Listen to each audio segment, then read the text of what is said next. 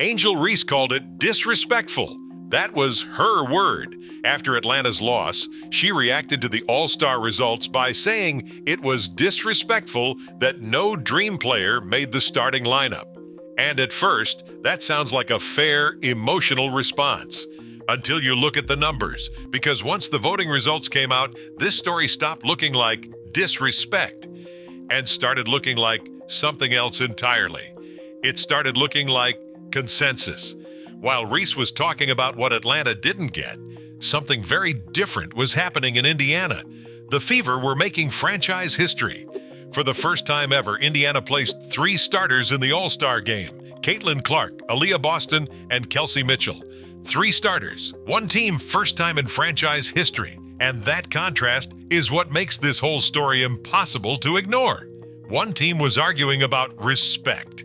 The other was collecting results. The WNBA All-Star starting lineup is determined by a weighted formula. 50% comes from the fan vote, 25% from current players, and 25% from a panel of media members. This system is designed to catch blind spots, preventing any single group from dominating the final results. When Angel Reese called the outcome disrespectful, she put the integrity of this process on trial. But the actual voting breakdown dismantled that argument. In the front court category, the fans cast 506,741 ballots for Reese. That placed her 6th among all forwards. If there was systemic bias, you would expect a split decision. Perhaps the fans loved her, but the media held her back. Or maybe her peers in the league rallied behind her while the public looked away. But that split never materialized. The current players also voted Reese 6th. The media also voted Reese 6th. Fans said 6th, media said 6th, players said 6th. Across 3 entirely different voting bodies with completely different motivations, the verdict was perfectly identical. It is rare to see such absolute alignment in sports voting. It means the outcome was not the result of a coordinated snub or personal grudge. Instead, the matching placement across all 3 independent groups reveals consensus rather than conflict.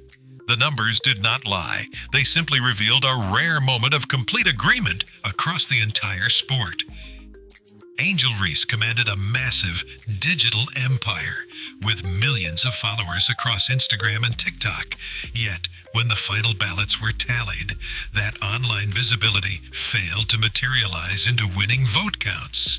While Reese drew a substantial raw total of 591,984 fan votes, she still lagged behind players who operated with far less social media noise. Gabby Williams secured 620,820 votes, and Jessica Shepard amassed 605,982. This was not a razor-thin margin or a photo finish. The separation was decisive, exposing a stark divide between viral reach and actual fan mobilization. Having millions of people view a video or double-tap a post does not guarantee they will take the extra steps to open the WNBA app, register an ID, and submit a daily ballot. Williams and Shepard built efficient, dedicated voting coalitions that quietly outperformed Reese's massive digital footprint. This breakdown reveals the ultimate limit of modern sports fame. Online buzz generates noise, but the All-Star selection process requires structured daily action. The official voting tables prove that visibility is not a currency. Millions of followers make for great social statistics, but they mean nothing if those followers do not actually vote. While the voting window closed, the Atlanta Dream were sliding. The team was locked in a tough 4-game losing stretch.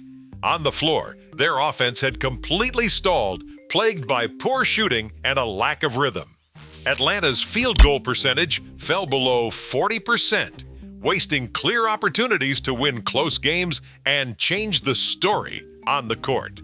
With these on-court struggles ongoing, Angel Reese directed the blame outward. She openly suggested that Dream fans had not rallied hard enough to vote her teammates into the starting lineup. But losing changes how the public hears a complaint. When a team is winning, Demanding more from the fan base can sound like real leadership. When a team is dropping game after game, it sounds like a deflection. The pressure turned directly back onto the team's biggest platform. If the base failed to mobilize, was it truly disrespect from the league? Or was it a roster failing to command support while sliding down the standings? The Indiana Fever answered the league's respect debate with cold, hard proof on the ballot. While one franchise argued about respect, Indiana simply collected historic results. For the first time in franchise history, the Fever placed 3 players into the All-Star starting lineup simultaneously. Caitlin Clark, Aliyah Boston, and Kelsey Mitchell all secured starting spots in the exact same voting cycle. This massive surge of support read as a team-wide phenomenon rather than a single star carrying the load. It completely shattered the idea that the voting process was broken or exclusionary. Instead, it showed what authentic, mobilized momentum looks like when a fan base coordinates daily.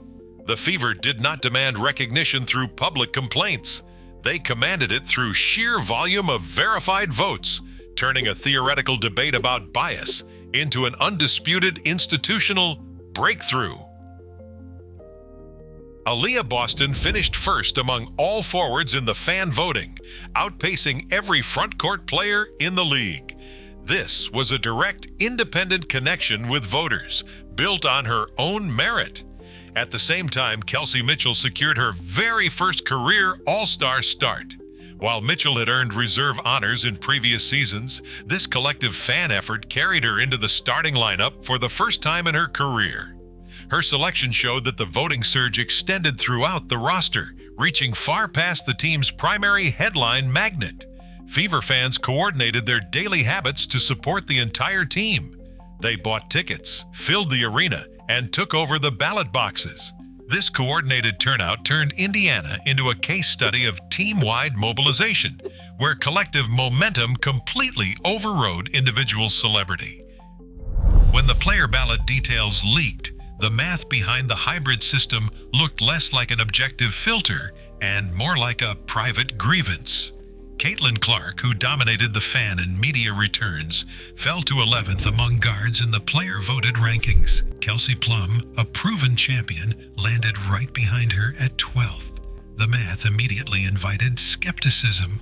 Opposing teams do not trap, pick up early, and build entire defensive schemes around the 11th best guard in the league. These player ballot oddities are part of a recurring pattern that repeatedly weakens trust in the process.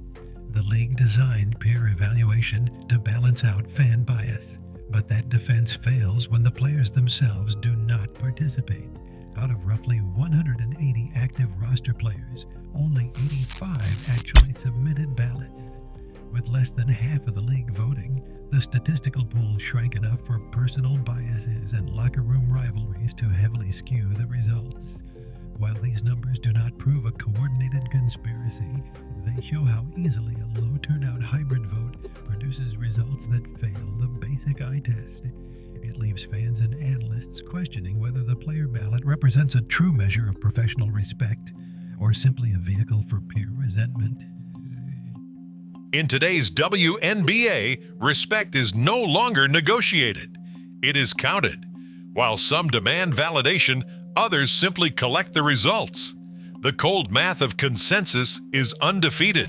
You either mobilize the numbers or you get left behind.